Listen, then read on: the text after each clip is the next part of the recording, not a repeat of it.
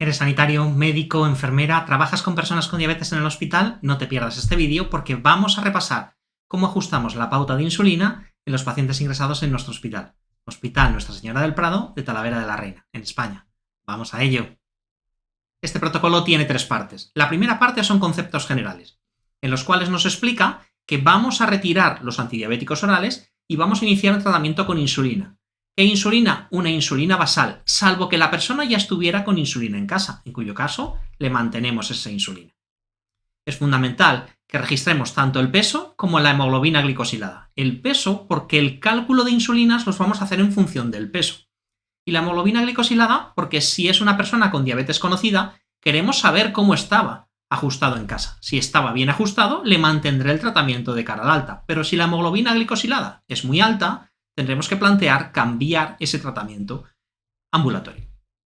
Por otra parte, si la persona no tenía una diabetes conocida, yo quiero esa hemoglobina glicosilada para saber si es una hiperglucemia por el estrés, de la enfermedad, del ingreso, una hiperglucemia actual, o ya tenía una diabetes previa que no conocíamos.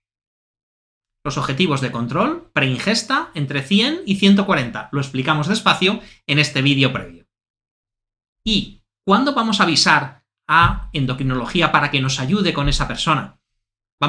Por supuesto, vamos a avisarlo si no somos capaces de controlar esa glucemia, pero especialmente personas con diabetes tipo 1, embarazadas con diabetes y personas con tratamientos en dosis muy altas de corticoides. La segunda parte del protocolo es la base de él. Es donde se calcula la cantidad de insulina basal que vamos a utilizar. Hemos dicho que vamos a hacer el cálculo en función del peso. 0,2 unidades por kilo de peso. Es decir, si tenemos una persona con 70 kilos, por 0,2 unidades, son 14 unidades por kilo de peso que vamos a poner por la noche y ajustaremos por la mañana. ¿De qué tipo de insulina? De una insulina basal. Tenemos aquí listado las insulinas basales que se comercializan en España, tanto por su nombre genérico como por su nombre comercial. Dos situaciones especiales. Una en la cual la persona está en casa, tiene una diabetes conocida y en casa está con una dosis muy bajita de antidiabéticos. Ejemplo, metformina, un solo comprimido al día y está bien controlado. Oye, pues a lo mejor con 0,2 unidades por kilo de peso me paso. Voy a poner y hacer el cálculo con 0,1 unidad por kilo de peso. Y si la persona está en tratamiento con corticoide, probablemente esa glucemia se me elevará mucho, 0,2 unidades será poco, vamos a hacer el cálculo de la insulina total por 0,3 unidades por kilo de peso. Hasta aquí lo más importante de este protocolo. Si nos hemos liado, yo quiero que nos quedemos aquí, que no pasemos a la tercera parte. ¿Lo tenemos dominado? Vamos a la tercera parte. En la tercera parte planteamos poner una pauta de rescate de insulina. Tenemos un vídeo anterior donde decimos que no nos gustan nada las pautas de rescate de insulina si se utilizan como pauta aislada, como única pauta. Pero son una opción muy buena como apoyo a la insulina basal. Una vez que yo he calculado la insulina basal, lo que voy a hacer es corregir, poner unos rescates de insulina, sobre todo en función de la glucemia preprandial, de la glucemia en desayuno, en comida, en cena.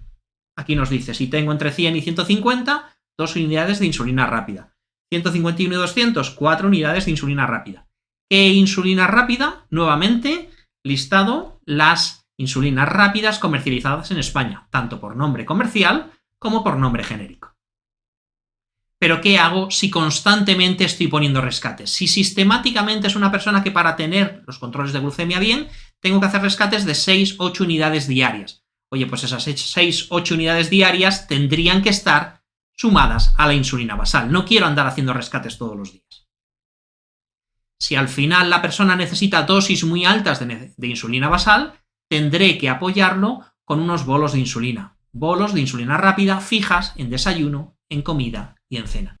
¿Qué diferencia hay entre los rescates de insulina y los bolos? Que los rescates los ponemos cuando está alta la glucemia y los bolos los vamos a poner de manera sistemática por la ingesta. Es decir, si me toca comer y tengo 100 miligramos de decilitro de glucemia, tengo que ponerme el bolo, porque es un bolo. Pero si es un rescate, porque no los estoy necesitando, no pondríamos nada.